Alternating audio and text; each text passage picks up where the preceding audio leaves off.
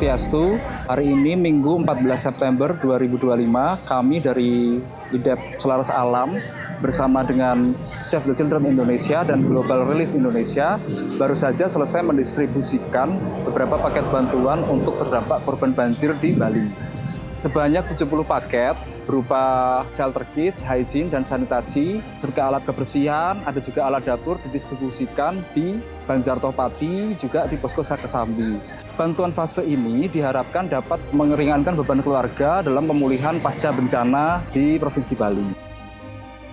Jadi kami sudah sampaikan apa yang menjadi kebutuhan utama dari teman-teman yang ada di posko dan hari ini sudah terpenuhi. Jadi hari ini juga kami sampaikan terima kasih yang sebesar-besarnya kepada teman-teman terutama yang donatur yang luar biasa, sangat-sangat luar biasa membantu. Bantuan sekecil apapun itu sangat berarti bagi kami untuk saat ini. Terima kasih banyak.